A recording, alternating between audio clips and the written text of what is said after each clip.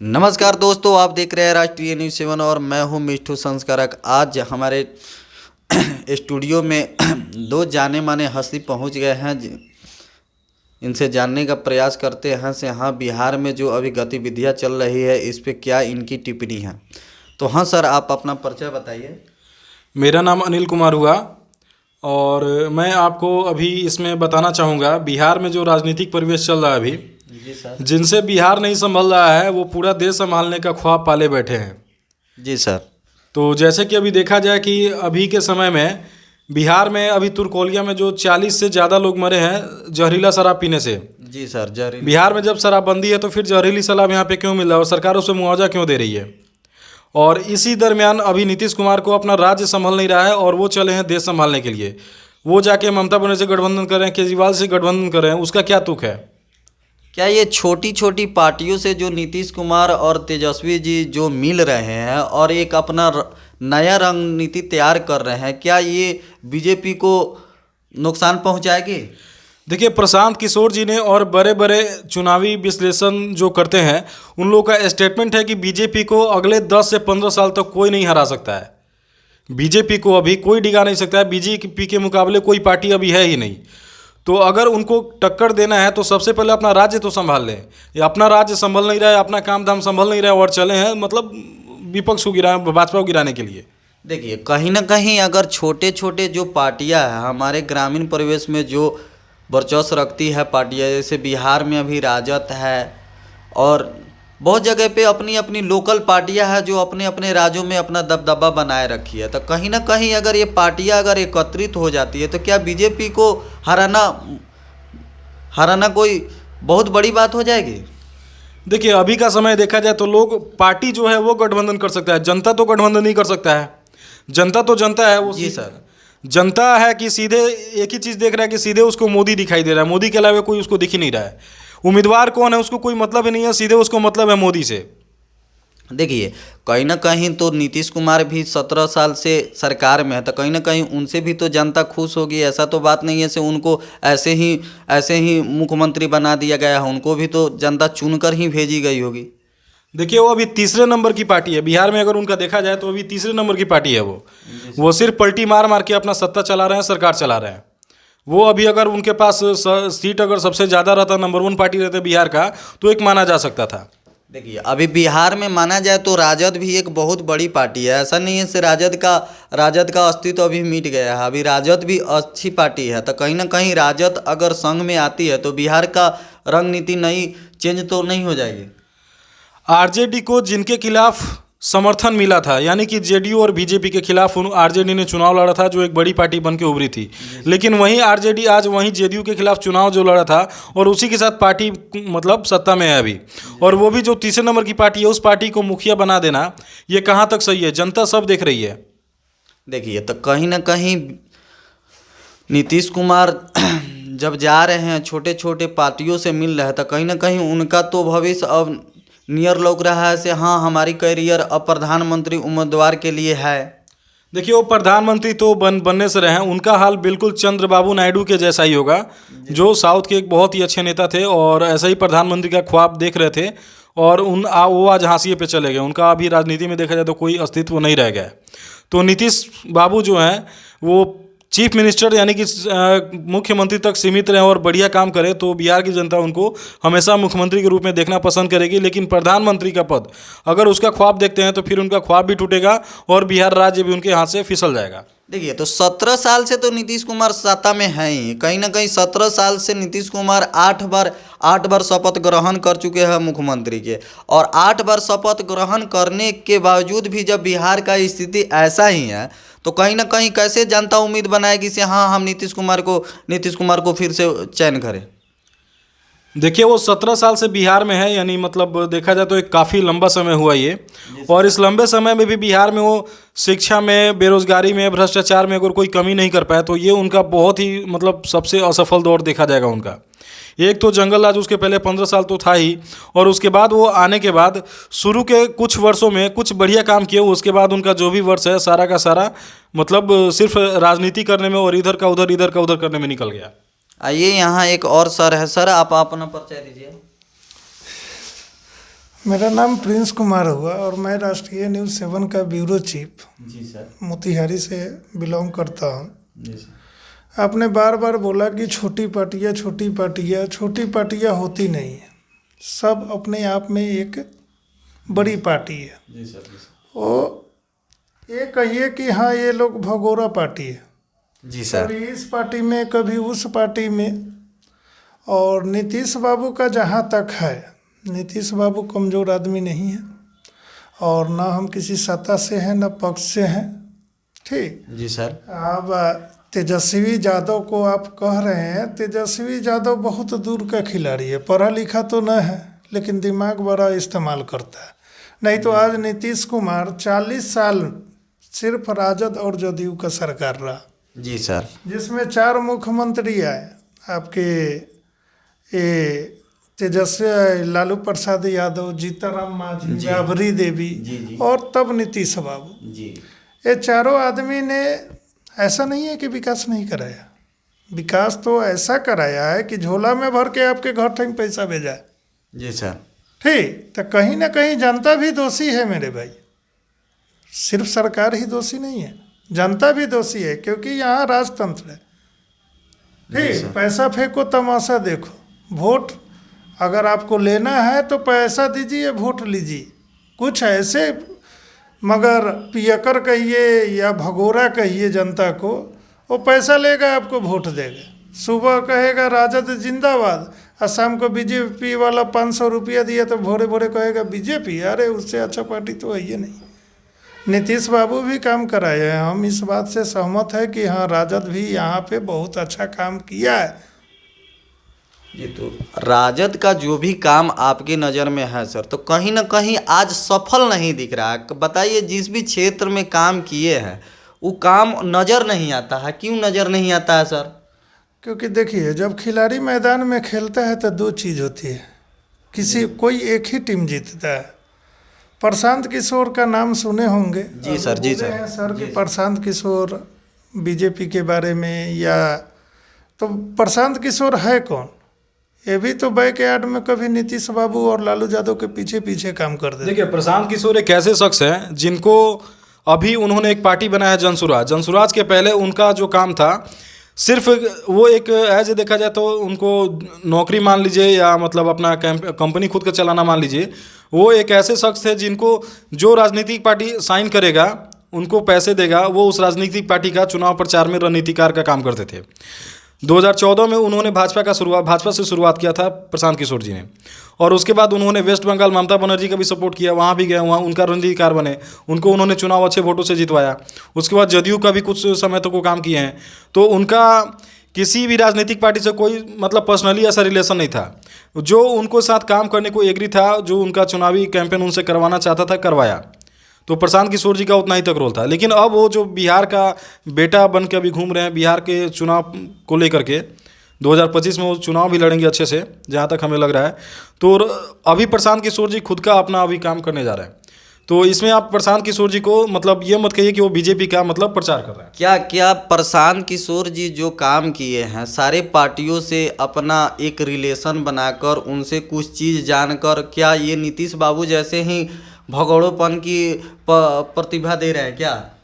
देखिए, प्रशांत किशोर जी अभी तक जो है मतलब चलती हुई गाड़ी को चला रहे थे। जैसे में आप देख लीजिए, भाजपा एक चलती हुई गाड़ी थी, उसको चला रहे थे। ममता बनर्जी जो टीएमसी, जो वेस्ट बंगाल की एक पार्टी है, बहुत ही मजबूत पार्टी है, उस पार्टी ने उनसे कैंपेन करवाया था, वहाँ भी उन्होंने उनका सरकार बनवा दिया।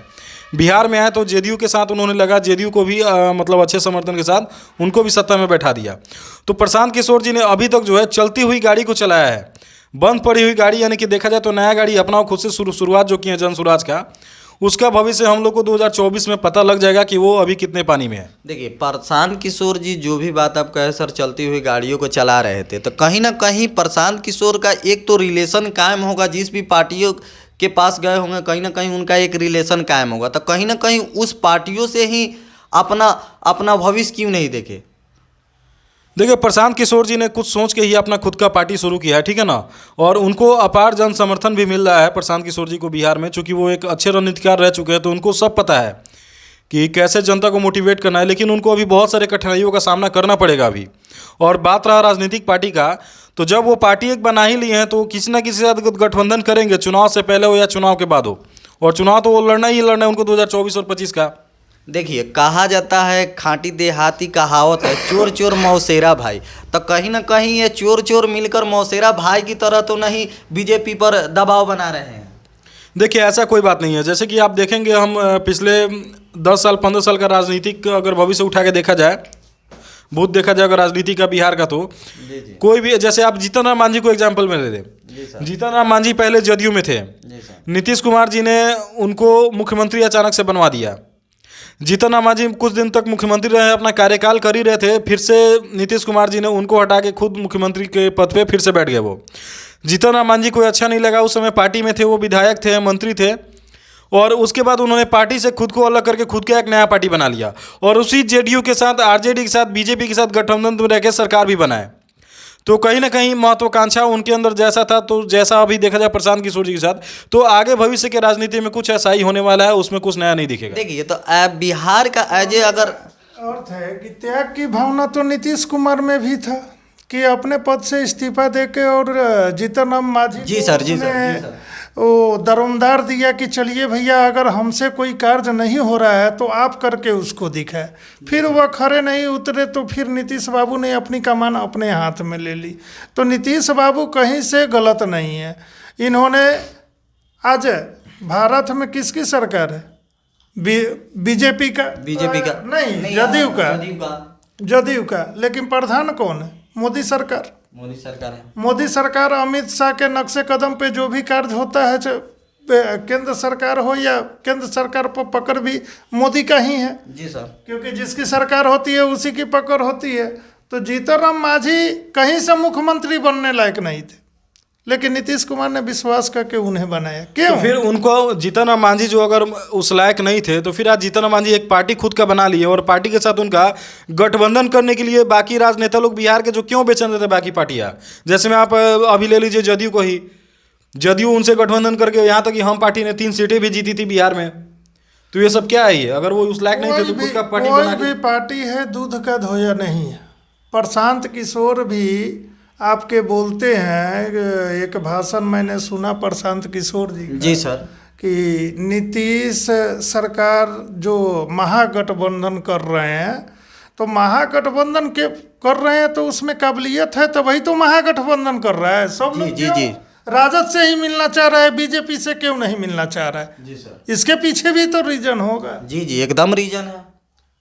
तो कहीं ना कहीं भाजपा आज के दौर में देखा जाए तो विश्व की सबसे बड़ी पार्टी है, और वो अपना देश के अगर देखा जाए तो केंद्र में बहुत ही अच्छा काम करी है, तभी जनता का उसको अपार समर्थन मिल रहा है। और जनता जो है डायरेक्ट मोदी के नाम पे ही भाजपा को वोट देती है। भाजपा को नहीं जानता है लोग, मोदी को जानता है। देखिए सर, यहाँ हम आपको रोकना चाहेंगे। कहीं ना कहीं आप जैसे बीजेपी का कर रहे हैं, तो बीजेपी का ही सरकार 2.5 साल था बिहार में, तो बीजेपी के सरकार में क्या हुआ है आपके नज़र में? बताइए ना, कोई चीज़ अगर बीजेपी करवाई हो, बिहार को कुछ दी हो, तो ये चीज़ बताइए हमको।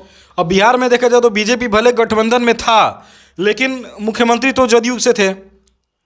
मुख्यमंत्री कहीं ना कहीं अगर बीजेपी था तो सर बीजेपी से उम्मीद था ना उसे, हाँ बिहार का कुछ ना कुछ नया होगा, तो क्यों नहीं 2.5 साल में कुछ क्यों नहीं कर पाया? देखिए, जैसे कि हमारे मतलब प्रिंस जी थे, उन्होंने क्या बोला है कि मुखिया में केंद्र में कौन है? मोदी सरकार है। वैसे ही बिहार का भी केंद्र में, बिहार में देखा जाए तो बिहार का मुखिया कौन है? नीतीश कुमार जी है। तो सारा दामोदर, सारा रिस्पॉन्सिबिलिटी किनका है? तो नीतीश कुमार जी का है। जैसा वो अपना कैबिनेट में लाएंगे, मुख्यमंत्री मंत्रिमंडल बनाएंगे, किसको कौन सा कार्यभार सौंपते हैं, उनके ऊपर डिपेंड करता है। देखिए, तो ये बात है। तो जैसे नीतीश कुमार जी जैसे बीजेपी से गए हुए थे, तो कहते थे हम अपने पुराने भाइयों को भूल गए थे। जैसे बीजेपी में जिस समय नीतीश कुमार जी गठबंधन किए, तो उस समय बोले थे से हाँ हम अपने पुराने भाइयों को भूल गए थे, तो फिर से हम एक नई शुरुआत किए हैं और अपने भाइयों से मिले। तो कहीं ना कहीं उस समय तो उम्मीद था से हाँ बीजेपी से मिलकर हम कुछ ना कुछ काम नया करेंगे। तो क्या बीजेपी उनको नहीं बताई से हाँ बिहार में मेरा पकड़ नहीं है, तो कहीं ना कहीं बिहार में कुछ काम किया जाए? देखिए, बिहार में भाजपा अकेला अगर अपने दम पे सत्ता में आना चाहे तो नहीं आ सकता है, क्योंकि यहाँ पे का जो राजनीति है वो जातिवाद बेस्ड पे है। और जैसे कि आप देख रहे हैं कि नीतीश कुमार जी ने अभी मतलब लाभी दिया है कि जातीय जनगणना को लेकर के, और सारे जातियों को अभी यहाँ पे टुकड़ों में यानी एक कोड दे करके बांट दिया गया है। तो बिहार का जो अभी राजनीतिक चल रहा है, परिवेश चल रहा है, उस हिसाब से नहीं देखा जाए तो भाजपा या जो भी मतलब ऐसा पार्टी हो कभी सत्ता में नहीं आ सकता है। यहाँ पे जो जातिवाद का राजनीति करेगा वही सत्ता में बने रहेगा। तो यहाँ पे अभी जातिवाद जो करेगा वही सत्ता में बने रहेगा, ये आप जान लीजिए। तो देखिए यहाँ बात हो गई से दुल्हन एक रहेगा और दूल्हा हजार रहेंगे। जैसे अगर छोटे छोटे बात कहे से आप जातिवाद, तो जातिवाद के तरह से आपको देखा जाए तो हर जात में एक कहीं ना कहीं एक पार्टियां बन गई है। तो कहीं ना कहीं ये सारे पार्टियां मिलकर एक ही सरकार बनाएगी कि हर दूल्हा अलग अलग रहेगा, दुल्हन एक ही रहेगी। देखिए अभी बिहार का जो ऐसा राजनीति है, मतलब वो किस करवट लेगा ये कोई नहीं जानता है, क्योंकि यहाँ पे अचानक से सत्ता कब किसके साथ चला जाए और कब पलटी मार के कहीं और शपथ ग्रहण ले ले ये कोई नहीं जानता है। कहीं ना कहीं अगर माना जाए तो बिहार में सर एक पार्टियों को अगर सरकार बनाना हो तो ये मुश्किल पड़ जाएगी। जी बिल्कुल मुश्किल पड़ जाएगा। यहाँ पे कोई एक पार्टी फुल समर्थन के साथ सरकार बना ही नहीं सकता है, चूँकि बिहार का राजनीति जातिवादी पे बेस्ड है और यहाँ पे हर जाति से एक नेता यहाँ पे बन के पड़े बैठे हैं। सर आप क्या कहना चाहेंगे इसमें? नहीं, इससे तो हम सहमत नहीं है, क्योंकि हमने उस समय हमको होश था कि नहीं था जब आनंद मोहन मुख्यमंत्री बने। जी जी जी जी जी जी तो वो सिर्फ अपना पार्टी को ही लेके वो मुख्यमंत्री का दावेदारी पे। जी जी जी जी। तो कहने का अर्थ है जब आपकी छवि सही है, नीतीश बाबू को भी बहुत सारे लोग जदयू से 2 बार जीते हुए अपने ही पार्टी से, ये नहीं है कि महागठबंधन से ही हम जीतेंगे। जी सर। आपकी छवि सही है, जनता आपको चाह रही है, तो आप अपने बदौलत भी जीत सकते हैं। जैसे लालू यादव भी अपने पार्टी से ही जीते थे, राबड़ी देवी भी जीती थी। तो कहीं ना कहीं बिहार में तो ऐसा चीज है सर। बिहार में देखिए, बिहार के जनता अब काफ़ी सुदृढ़ हो चुका है। देखिए 2025 का या चुनाव हो रहा है, उसमें क्या हसल निकालती है, लेकिन हमको जहाँ तक लग रही है फिर महागठबंधन की सरकार और बीजेपी में, यहाँ 2 ही पार्टी का लोग जानबे करता है, या तो आरजेडी या नहीं तो बीजेपी। ठीक, इसके अलावा तीसरा कोई भी आएगा उसको बनाने में अभी बहुत समय लगेगा। तो क्या अभी बिहार की रणनीति जो तैयार हो रही है, कहीं ना कहीं ये सारे पार्टियां आपस में मिलकर समझौता कर रहे हैं, तो ये अगर कहीं ना कहीं अगर देखा जाए तो केजरीवाल हुए, ममता बनर्जी हुए, नीतीश बाबू हुए, ये सारे लोग एक जगह मिल रहे हैं। कहीं तेलंगाना में भी बात चल रहा था, तेलंगाना के मुख्यमंत्री से तेजस्वी जी का मुलाकात था, उनके साथ जो भी मीटिंग हुआ होगा उनकी पर्सनल मीटिंग थी, वो खुलकर नहीं है। तो कहीं ना कहीं ये हर राज्यों से अलग अलग पार्टियों से मिलकर एक नई रणनीति बनाया जा रहा है। तो क्या ये बीजेपी को काफ़ी नुकसान पहुंचाएगी? बिल्कुल नहीं, इससे भाजपा को कोई नुकसान नहीं होने जा रहा है, क्योंकि यहाँ पे जो सिर्फ है कि अभी ये मीटिंगों का दौर चल रहा है, इस मीटिंग के दौर का कोई रिजल्ट ही नहीं निकल पाएगा, क्योंकि यहाँ पे उन लोगों को चाहिए कि फुल समर्थन, मतलब यहाँ पे प्रधानमंत्री पद का चेहरा कौन रहेगा, तो यहाँ पे वो लोग डिसाइड ही नहीं कर पाएंगे और इसी वजह से वो पार्टी बिखर जाएगा, गठबंधन बिखर जाएगा। देखिए कहीं ना कहीं उन लोगों की एक रणनीति तो जरूर होगी। ऐसा तो नहीं है से हाँ जो पार्टियों से मिल रहे होंगे वहाँ बातचीत नहीं हो रहा होगा से हाँ कौन से मुख्यमंत्री बनेंगे, कौन से प्रधानमंत्री बनेंगे, कौन से क्या रहेंगे। तो कहीं ना कहीं ये सारे चीज़ जब बातचीत हो रहा है तो कहीं ना कहीं ये सारे पार्टियां अगर एक साथ अगर मिलकर अगर चुनाव लड़ती है तो कहीं ना कहीं उनकी पकड़ तो एक राज्यों में बहुत अच्छा खासा है। तो बीजेपी को क्यों नहीं इससे नुकसान होगा सर, आप बताइए सर। क्योंकि बीजेपी, देखिए बीजेपी यहाँ के लोग को पंगु बना दिया है। जी सर। जैसे आपने देखा होगा जन वितरण की दुकान, वहाँ पे बहुत सारे लोगों को, जितने भी धनी और गरीब लोग हैं, जी सर, वहाँ के फ्री ऑफ कॉस्ट राशन दिया जाता है। तो क्या बीजेपी ये 2.5-3 किलो के अनाज से बिहार के जनता को खरीद लेंगे सर? भैया हम यही तो कह दिए, यह बिहार का जनता है। 10 रुपया दीजिएगा आपका गुणगान करने लगेगा, ठीक, या नहीं सोचेगा कि आगे चल के यह 10 रुपया हमारे, आपने ये बोले हैं तुर्कोलिया में स्पिरिट से लोग मारा। जी जी, जहरीली शराब से। तो आखिर जहरीली शराब बनाता कौन है? यहाँ का जनता बनाती है। ऐसा नहीं है कि वो नेपाल से आ रहा है, वो शराब आपके नेपाल से या दूर देश से नहीं आता है। जी सर। बल्कि वह शराब आपके ही क्षेत्र में, जिस क्षेत्र में वह मरा है उसी क्षेत्र में कहीं ना कहीं वह बनता होगा। देखिए ये बात आप कहे सही है सर, मतलब देखिए हमारे बिहार में रोजगार की कमी है, कहीं ना कहीं से जनता चाह रही है से हमें कोई धन अर्जित हो। और शराब का आज के डेट में अगर देखा जाए तो जो शराब का कीमत आपको 20 रुपया था, 25 रुपया था, 200 था, 300 था, उसका सिर्फ उससे चौगुना हो गया। आज जो शराब का कीमत हो गया है 400 500 हो गया। तो इस वजह से जनता बनाना चाह रही है से हाँ हमें कुछ धन अर्जित हो। तो इस चीज़ पे नीतीश बाबू देखना नहीं चाह रहे हैं। अगर देखिए देखा जाए तो शराब बंदी जो मुद्दा है तो कहीं ना कहीं बिहार में ऐसा कुछ नहीं किया है शराब बंदी से जिससे बिहार को काफ़ी ये थी लाभ हो। यह इलेक्शन का एजेंडा है मेरे भाई। कहने का अर्थ है कि जब तक इलेक्शन अब समाप्त नहीं होगा शराब पर कोई पुनः पाबंदी नहीं लगेगी बिहार में। और दूसरी बात वो मरने की संख्या 24 थी, वो 5,000 होता ना तो इससे सरकार पे कोई फर्क पड़ने नहीं जा रही है। क्योंकि यहाँ वो क्या करेगा, 5 गो पुलिस होंगे आपके उस थाना क्षेत्र में, उसको सस्पेंड कर दें। क्या सस्पेंड कर देने से क्या उसका बेटा लौट के आ जाएगा? नहीं ऐसा तो नहीं है, नहीं लौट के आएगा। लेकिन तभी भी उसको सस्पेंड कर देगा क्या? तो हमने बहुत बड़ा काम किया, प्रशासन को सस्पेंड कर दिया। देखिए अगर यहाँ कहा जाए तो नीतीश कुमार जी का ये जो शराबबंदी जो कानून है ना सर, यहाँ पूरा फेलियोर है। आप बताइए हमारा जो बिहार है ना 4-5 राज्यों से साफ सेम टू सेम टकराती है, कहीं ना कहीं एक देश से टकराती है। तो यहाँ शराबबंदी करना हमको तो नहीं लगता है से हाँ ये मुमकिन है सर। नीतीश कुमार का कोई भी योजना आप सक्सेसफुल बता दीजिए। वही तो बहुत बता रहे हैं सर, नीतीश कुमार का कोई योजना ही सक्सेसफुल नहीं है। उसने योजना बनाया लेकिन योजना को सही तरह गाइडलाइन। आज जाइए ग्राम पंचायत में, ग्राम पंचायत के प्रधान कौन होता है? मुखिया जी होते हैं। मुखिया बेचारा तरफते रहता है, जानते हैं, कमाता है, ऐसा नहीं है। एक मुखिया बन जाए तो हमरे अंदाज से वो तो कहना नहीं चाहिए। जी सर। लेकिन अच्छा खासा गांव में वेटफुल मगर 5 बार हारा होगा ना तो एक बार में रिकवरी हो जाएगा। तो मुखिया बनने के बाद में लोग करोड़पति हो जाता है जी? करोड़पति ना कहिए, वो अरबपति भी हो सकता है। अच्छा। ठीक, एक मुखिया बिहार में इतना ताकतवर है कि वो अरबपति। लेकिन जाइएगा ना तो वो क्या बोलेगा, देखिए ना रेट तो मिल ही नहीं रहा है। 210 रुपये जना का रेट है। वाकई में 210 रुपये या जो भी हो सरकार का। यहाँ हम रोकना चाहेंगे, हमारी भी काफ़ी जनता लोग से पकड़ है या बातचीत है, हमारी भी मुलाकात होती है। तो ये 200 वाली रेट का है ना सर, तो 200 वाली रेट तो मिलता है वाकई में। हाँ ये सही है, मतलब यहाँ है जो नहीं जा रहे हैं काम करने नु उनका भी हाजिरी मुखिया जी लोग बना दे रहे हैं और उनका पैसा ले रहे हैं उनसे। तो देखिए पैसा लेने का भी सरकार ने नियम बनाया है लेकिन मुखिया ने उसमें दाव लगा दिया है। दाव क्या लगा दिया है? जी सर। देखिए हम जैसे मान लीजिए हम ही मनरेगा में काम किए तो सरकार मेरे ही खाता में पैसा भेज रही है, ये नहीं कि डायरेक्ट मुखिया के हाथ में भेज रही। लेकिन मुखिया क्या कर रहा है जी?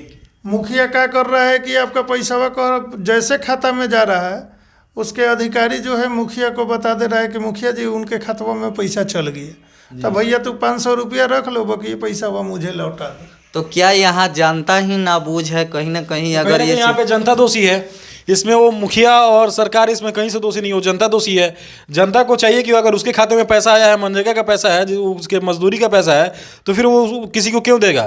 देखिए यहाँ बात यहाँ ये हो रहा है से हाँ हम काम करने नहीं गए, हमारे अकाउंट में 15,000 रुपया आ गया। तो बात यहाँ ये हो रहा है 15,000 रुपया आया है ना, तो इसमें से मुखिया जी हमको 5,000 दे दिया, 10,000 ले लिए। तो कहीं ना कहीं यहाँ पे देखा जाए तो जनता भी चोर है और जनता की वजह से ही सब भ्रष्टाचार को बढ़ावा मिल रहा है। यहाँ पे है कि जनता डायरेक्टली देखा तो जनता दोषी है, जनता भ्रष्टाचार को बढ़ावा दे रही है। और वही बात में अपने मुखिया जी को आवास आया को जाके 10-20 हज़ार दे की बोले कि मेरा घर इंदिरा आवास पास कर दीजिए, मेरा शौचालय बनाया तो उसमें 2,000 रुपये आप लेके मेरा पास करवाइए। तो सबसे पहले दोषी तो जनता है। यहाँ पे जनता को दोष देना सही रहेगा। भ्रष्टाचार अगर बढ़ रहा है तो जनता दोषी है। बिना दिए हुए किसी का काम होगा? ये भी बात सही कहे। कैसे मुखिया जी जब चुनाव लड़े हैं तो 25 लाख 30 लाख रुपया हुआ जो खर्चा किए हैं वो कैसे कवर होगा जी? बिना दिए हुए किसी भी गरीब जनता का बेचारा कफन के लिए पैसा नहीं रहेगा, तभी भी उसको पैसा देना होगा, तभी उसको लाश जलाने की अनुमति मिलेगी। ऐसा चीज़ देखा गया है गांव में कि यहाँ तो मान लीजिए हम लोग के पानी की कमी नहीं है, कुछ जगह ऐसा है कि भैया पानी पीने के लिए लोग तरस जाता है। हम लोग क्या करेंगे, किसी का नल खुला है, जैसे नले जल है, पाइप फूट गया, बह रहा है, कोई टेंशन नहीं, बहने दो साले को। लेकिन कहीं कहीं ऐसा है कि उसी पानी के लिए लोग पोखरा का पानी पीने पर मजबूर हो जाते हैं। नहीं, बिहार में देखा जाए तो वैसा स्थिति हमारे अंदर से शायद कहीं नहीं मिलेगा बिहार सर। में है, ऐसी स्थिति है। आप ऐसा मत बोलिए, आप जमुई चले जाइए, शेखपुरा चले जाइए, नवादा चले जाइए, ठीक है, जो झारखंड से सटा हुआ एरिया आप उधर चले जाइए, पानी का दिक्कत वहाँ पे है झारखंड क्षेत्रों में। और बाकी इधर पानी का जो बोतल से पानी काफ़ी नीचे चला जाता है गर्मी के दिनों में, अभी के समय में, तो पानी का दिक्कत है। ऐसा मत बोलिए कि पानी का दिक्कत नहीं है। देखिए मतलब ये बिहार में जो नल जल का योजना चला है ना सर, ये तो साफ बकवास है। कहीं ना कहीं इनका कोई चीज़ें नहीं है, इनका कोई सिस्टम ही नहीं समझ में आ रहा है से हाँ ये नल जल से हाँ काफ़ी जनता को भलाई हुआ है। बताइए मेरे ही गांव में है, तो हमारे गांव में 17 गो वार्ड है, 17 गो वार्ड है तो 17 गो जगह टंकी हला है, जान है सर। और उसमें से काम क्या होता है, आज नलवा खोल देंगे, पोखरावा में के पनिया भर रहा है वो भर जाएगा। इधर यहाँ काम किया जा रहा है, पोखरा भरा जा रहा है, नाली भरा जा रहा है, उस जनता के पीने के योग्य पानी ना है। देखिए पानी तो पीने योग्य है, चूँकि 200 से ज़्यादा फीट का पानी है, वो क्वालिटी उसका टेस्ट करके सब कुछ किया गया है, पीने के लिए है वो। लेकिन बात वही है कि मतलब अगर उस जनता उसका दुरुपयोग कर रहा है, उस पानी को अगर पोखरा भर ले रहा है, नदी में छोड़ दे रहा है, तो फिर इसमें जनता ही दोषी है। अच्छा हम बता रहे हैं, नहीं, वार्ड भी दोषी है, क्योंकि जब तक आप ग्रामीण को यह विश्वास नहीं दिलाएंगे कि यह शुद्ध पानी है, जी सर, क्योंकि उसका पैसा भी लगता है। आप नियमावली पढ़िएगा 7 निश्चय योजना का, जी जी, तो वो जो जिनके भी घर में वह नल लगा है 30 रुपया या 35 रुपया उनको महीने का पैसा भी देना है। तो भैया जब वो पैसा देगा तो उसको बताना होगा ना कि भैया यह तुम्हारे जो नलकूप है उससे कहीं बेहतर, यह 400 से ऊपर फीट का पानी है, तुम पियोगे तो कब निरोग रहोगे और कभी बीमार नहीं पड़ोगे। उसको बताना होगा, क्योंकि यहाँ का जनता जो है ना, उसको जो दिखेगा वहीं बिकेगा। आप उसको जाके बताइएगा तब भाई, अभी वह क्या जानता है, 2 दिन पानी जाएगा, कहियो वो टंकी साफ होगा नहीं। नहीं टंकी कहाँ साफ होता है जी, टंकी कहाँ साफ होता है? कहीं भी देखिए कि कोई वार्ड चढ़ के उस पर टंकी पर केमिकले, ठीक है, साफ नहीं कर रहे हैं, पानी को शुद्ध करने वाला भी केमिकल आता है, टंकी को साफ करने वाला भी केमिकल आता है। क्या कोई वार्ड किया हो? नहीं करता है, नहीं करेगा तो जनता पानी पिएगा, तब पता चलेगा कि नल जल से भी 500 घर बर्बाद। ठीक, यही देखा जाए बिहार में जो नीतीश कुमार जी का सरकार है ना, जो भी काम किया है ना सर, ये कहीं से सराहनीय नहीं है। तो अब कैसे जनता उन पे उम्मीद बनाएगी से हाँ हम फिर बिहार में नीतीश कुमार को जीता है। तो आपको हम बता दें, हम लोग भी यहीं बैठे हैं, चुनाव भी अब ज़्यादा दिन नहीं है, जी जी चुनाव भी आइए रही है, यहाँ 2 पार्टी में लड़ाई होगी, जी, या तो राजद न तो बीजेपी। नहीं तो मानिएगा प्रशांत किशोर जी आज उभरता हुआ सितारा है, उनसे पहले भी रामविलास पासवान जी के लड़का चिराग पासवान जी हाँ, उनका भी पकड़ बहुत अच्छा था सर, बात सही कह रहे हैं। आ गरीबों का मसीह है, ये क्या करेंगे प्रशांत किशोर, जिंदगी भर तो रहे चोर के साथ, लेकिन रामविलास पासवान जी हमेशा गरीब मजदूर पासवान जाति या कोई भी जाति के लोग हो, बहुत अच्छे अच्छे तबे तबे लोगों को बहुत सारे काफ़ी मदद की है, बहुत मदद किए हैं। उसी के नक्शे कदम पर उनके बेटा चिराग पासवान चल रहे हैं, लेकिन लोग लाइक नहीं कर रहे हैं। इसलिए देखा जा रहा है उनका भी काफ़ी पकड़ है जनता के बीच में, देख रहे हैं जहाँ से देखिए जहाँ से चिराग पासवान जी का इस पिछले चुनाव में जहाँ से चिराग पासवान जी का विधायक लड़ा था, वहाँ से आपको नीतीश बाबू को सत्ता नहीं मिली थी, वहाँ से जीत नहीं पाए थे। अगर चिराग पासवान जी राजद के जैसे उतर जाए गठबंधन में, जी सर, तो क्या वो सरकार नहीं बना सकती? तो हम एकदम क्यों नहीं बना सकते हैं, यही तो बात। अकेला दम पे कोई भी चाहेगा। वो पहले का बात तो छोड़ दीजिए कि लालू यादव हाफ पैंट पे, ठीक, फुल पैंट पहन लेते थे या गंजी पर कुर्ता पर गंजी पहन लेते थे। लोग यहाँ का बेवकूफ़ था, सोचता था कि ये गरीबों अब अमीरवा के ऊपर हो गया, हाँ। लोग उसी पर जाके लालू यादव को वोट दे देते थे। तो अब वैसा है नहीं, इसलिए उनका राजनीतिक करियर ख़त्म हो गया। लेकिन आज भी बिहार के जनता में यह है कि अगर बिहार का कोई नेता है तो वो लालू यादव। देखिए कहीं ना कहीं, देखिए लालू यादव आप जो कह रहे हैं वो तो एक जुमलाबाजी हो गया, एक कॉमेडियन टाइप का हो गया। मतलब कहीं ना कहीं बिहार का जो नेतृत्व लालू यादव संभाले, तो कहीं ना कहीं जो व्यक्ति उतने घाटे में चल रहे रेल को अगर नाफा में मुनाफा में ला सकते हैं, तो क्या बिहार के अगर वो विकास के बारे में अगर सोचते तो क्या बिहार का विकास नहीं कर सकते थे? लालू यादव का तो स्टेटमेंट आप लोग कभी सुने होंगे कि वह इसलिए रोड नहीं बनाते थे कि हमारा गरीब जनता का बच्चा कहीं ठोकर न लग जाए। जब से रोड बना है नीतीश बाबू का, जी जी जी, आए दिन हर जगह 10 किलोमीटर 5 किलोमीटर पर जाइए, हर 5 दिन पर एगो मौत। तो इसलिए लालू यादव सोचे कि भैया रोड बनवा के हम क्या करेंगे, ठीक रोड बनवाएंगे तो हम ही को घाटा है, जो मेरा एक वोटर है कहीं ठोकर लग के मर जाए। देखिए तो ऐसा अगर आप कह रहे, ये जुमलाबाजी तो सर एक हम इसका कहीं से सराहनीय नहीं कहेंगे।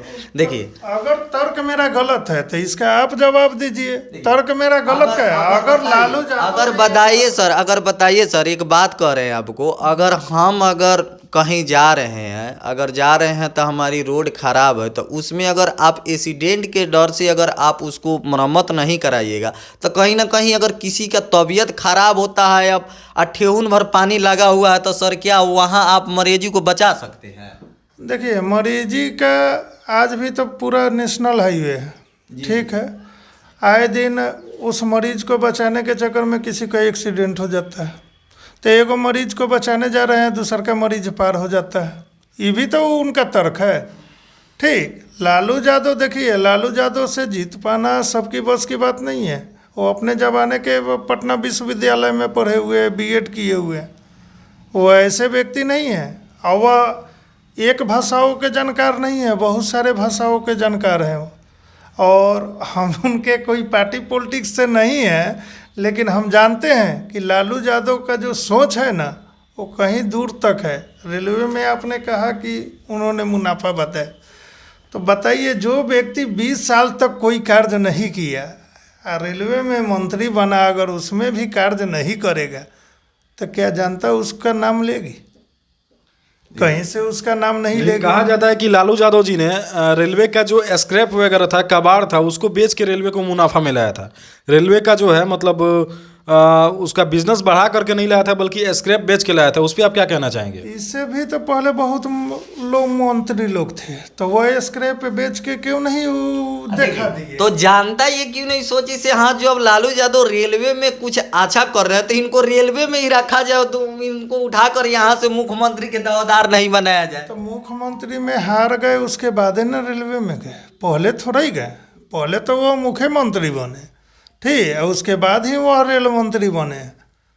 जब वह नीतीश बाबू की सरकार आ गई तब वह रेल मंत्री बने हैं, पहले वह नहीं थे रेल मंत्री। देखिए आज केंद्र सरकार में जो बीजेपी सरकार है, तो कहीं ना कहीं ये रेलवे को निजीकरण करके चाह रही है से हाँ रेलवे में कुछ सुधार किया जाए। मतलब आज भी देखा जाए तो रेल की जो स्थिति है वो दयनीय है। कहीं ना कहीं एक बिहार से कोई जगह से गाड़ी जो खुलती हो अदर स्टेट के लिए, वहाँ अगर देखिएगा ना सर, तो 10 के जगह पर 20 लोग जाता है बैठकर। आपको बाथरूम में, लैट्रिन में, जहाँ तहाँ खिड़की में, जहाँ तहाँ देखने को लोग मिल जाएंगे। तो कहीं ना कहीं आज निजीकरण करके भी हम जब उनको दुरुस्त है, जो उनको दुरुस्त नहीं कर सकते हैं, तो जो लालू यादव जी किए वो कहीं ना कहीं सराहनीय है। तो सरकार को इससे भी सीख लेना चाहिए से हाँ लालू यादव जो किए थे वही कर देख लिया जाए एक बार।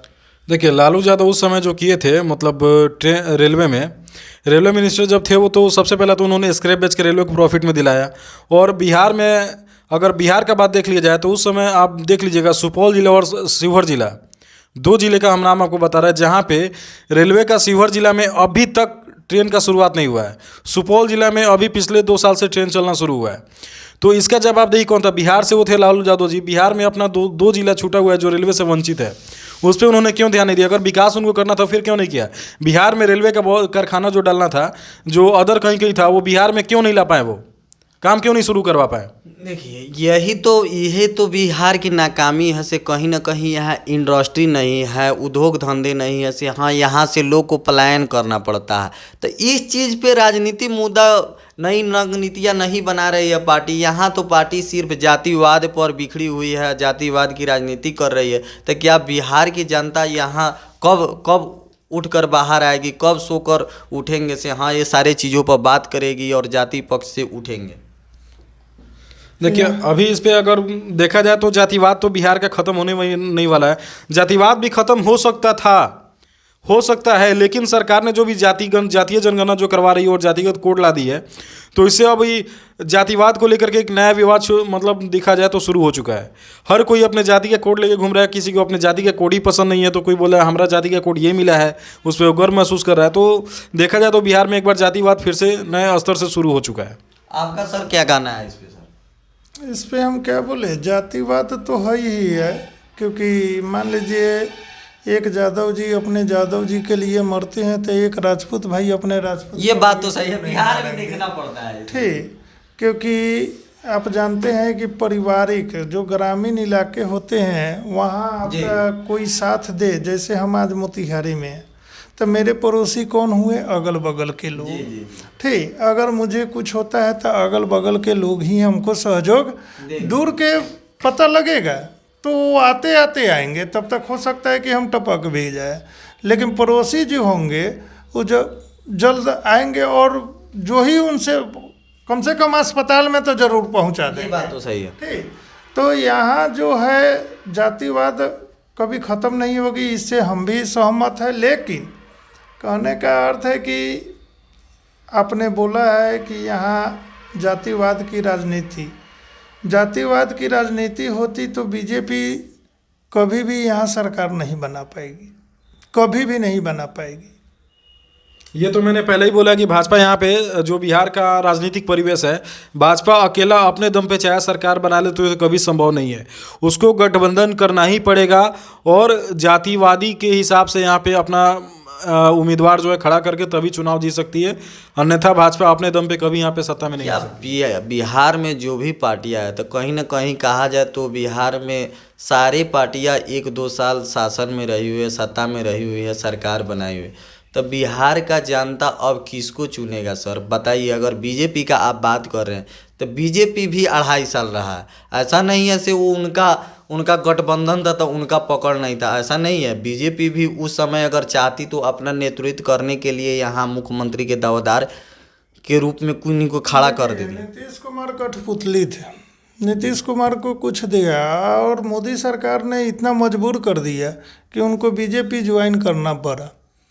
ठीक, क्योंकि आप जानते ही हैं कि मान लीजिए जनता आपको किसी उम्मीद से जीता था, अगर जनता के नक्शे कदम पे आप नहीं चलिएगा तो उसको उतारते हुए समय नहीं लगता। तो उन्होंने सोचा कि अगर हमने जदयू पार्टी रख के काम कर रहा हूँ और बीजेपी से नहीं मिल रहा हूँ तो हमको अनेक तरह की परेशानियाँ झेलनी पड़ेगी, और उनको झेलना पड़ा।